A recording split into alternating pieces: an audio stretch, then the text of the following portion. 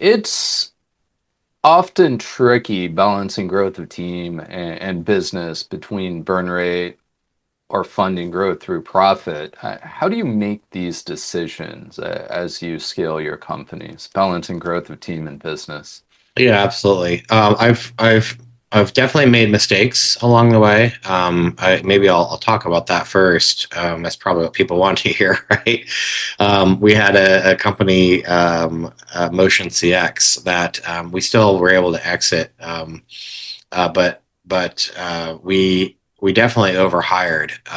And what had happened was we had a major telecom public company make a commitment to us to do a co-sell, and it was a big brand that's recognizable, and we got a little too excited that we had, gee, that was the product market fit, that was them validating that we were ready to get going, and so we geared up the team to support that, and but we should have waited until we understood their timing and their ability to execute, right? So just because they greenlit it at the CEO level and the CRO level doesn't mean that they have the ability to execute internally, right? And so we had months of meetings with very little traction, and it was non-obvious things. It was not that they didn't want to sell the product; it was that they didn't have the internal processes to support the accounting behind it, and it was a public company, and so there were checks and balances that they had to go through,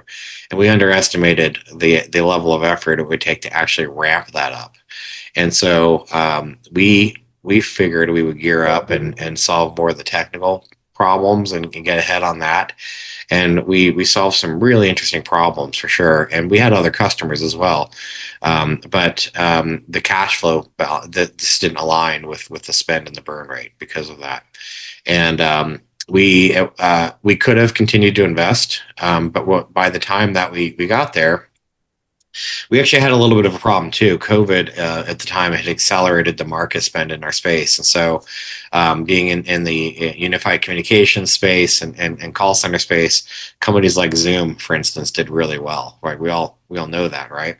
Well, that was the same customer base we were going after in a lot of ways, and so the buying cycle was accelerated. So there was a bit of a dry cycle that happened at a time there. So with that, that's one of my bigger lessons, because it did result in us having to do layoffs, unfortunately. And these people that we'd worked with in the past, actually, at Call Copy. We saw it coming, so I feel as though we did the best we could with giving plenty of notice and good packages and things like that. But it still was some of the toughest days in my career for sure. And so I think the big lesson there was I should have followed my gut and not overhired before the customer validation was proven through cash flow. And it's very hard to get out of a burn rate that's too high, if you will, without really tough decisions.